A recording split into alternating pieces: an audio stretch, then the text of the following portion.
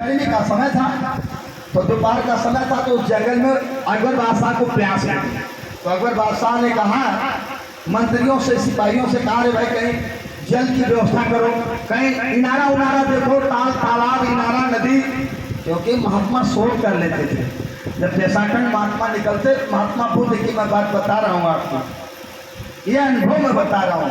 एक बार महात्मा बुद्ध वो भी देशाटन के निकले तो दोपहर का समय जंगल में जब शिष्यों के साथ बैठे तो शिष्यों ने कहा कि हजूर अब रुकिए, आप बहुत प्यास लगी है। तो महात्मा जी ने जल की शोध किया। उन्होंने कैसे शोध किया, एक शिष्य से उन्होंने कहा 20 कदम दूर जाओ बेटा, 20 कदम, जहाँ बैठे थे जहाँ वहाँ संगत थी वहाँ से उन्होंने कहा 20 कदम दूर जाओ। 20 कदम दूर जाकर ऐसे फेरी लगाओ चारों तरफ। अब 20 कदम जब दूरी गया तो ऐसे फेरी लगाता था। आज भी ठंडी महीने में जब हम लोग कहीं निकलते हैं तो रात जब होती है तो कहीं तालाब जब इनारा मिलता है तो कोहिरा ज़्यादा मिलती है। वहाँ जहाँ तालाब रहता है, नदी नारा रहता है, वहाँ कोहिरा ज़्यादा मिलता है। तो ऐसे ही जब वो फेरी लगाया कम से कम 10 बार 15 बार 20 बार, तो आया कहा बेटा बताओ जब तुम फेरी लगाते थे तो कौन सी ऐसी 4 दिशा है, पूरब पश्चिम उत्तर दक्षिण, ये चारों दिशा का जब तुमने फेरी लगाया तो किस दिशा में धीरे धीरे कहाँ ठंडक तुमको मिली? तो उन्होंने उत्तर दिशा बताया कि उत्तर दिशा में गुरुजी हमको कुछ ठंड हवा मिली। कहा बच्चा उत्तर दिशा में जाओ, वहाँ इनारा जरूर होगा। ऐसे सोच कर लेते थे। जब उत्तर दिशा में हो गया 500 मीटर 1 किलोमीटर तो उसको इनारा मिल गया, तो घड़ा लेकर गया तो पानी। ऐसे महात्मा सोच करके हमको आपको बता देते। ये महात्माओं की शोध थी। यहाँ सब कुछ भरा हुआ है, आपके अंदर सब भरा हुआ है, मगर जब उसके बारे में बता दिया जाएगा तब आपको पता चलेगा। यही गोविंद साहब मेला लगता है। भीखा साहब एक संत थे और वो भीखा साहब ने कहा कि भीखा भूखा कोई नहीं, न कोई भीखा है न कोई भूखा है, भीखा भूखा कोई नहीं, सबकी गठरी लाल और भोले को जाने नहीं, यही से कंगाल। मतलब महात्माओं ने कहा, भीखा साहब संत थे, उन्होंने कहा कि आप लोग तो भिखारी बने हो, रोते हो। उन्होंने कहा न कोई भीखा है न कोई भूखा है, सबके गठरी में लाल है, मगर बच्चा भोले को जाने नहीं, यही से कंगाल। आप उसको खोलने को नहीं जान रहे कि कैसे खुलेगा, इसलिए आप कंगाल घूम रहे हो।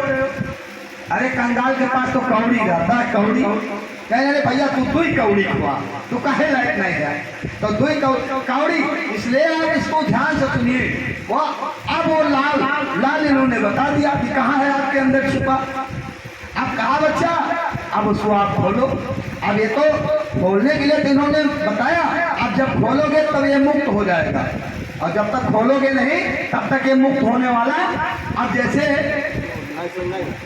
धान है, धान है, अब धान उसको धान, मगर उस धान जो है उसके अंदर चावल है, धान के अंदर चावल है, मगर वो कैद है, अंदर वो कैद है। और जिस दिन वो धान मशीन में जाएगा, जब वहाँ रगड़ाई होगा, उसकी रगड़ाई होगा तो भूसी अलग हो जाएगी और चावल अलग हो जाएगा। तो महात्माओं ने क्या कहा कि जब लगे भूसी धान में तब लगे आवे जाए, और जग छिलके को कूटे निकस मुक्त रूप हो जाए। ये जगत का छिलका है, ये शरीर क्या है, जगत का छिलका। ऐसा जैसे चावल में भूसी है, छिलका है, ऐसे अब वो चावल है, ऐसे जीवात्मा की शरीर जो है ये छिलका है।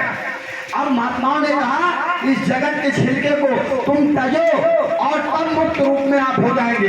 अभी मुक्त रूप में हम लोग नहीं हुए। जब इसको हम लोग जैसे विषैला सांप, जो पुराना सांप होता है, जब वो केचुल छोड़ता है तो केचुल अलग हो जाता है और अपना अलग हो जाता है। ऐसे वो गुरु भक्ति होगी, जब हमारे अंदर ऐसी भावनाएं आएगी तब प्रभु की मूर्त दिखाई पड़ेगी, और नहीं तो महात्माओं ने कहा ऐसी भावनाएं हम प्रकट करें, ऐसी भावनाएं प्रकट करें जाके ही भावना जैसी और प्रभु मूर्त देखी थी तैसी।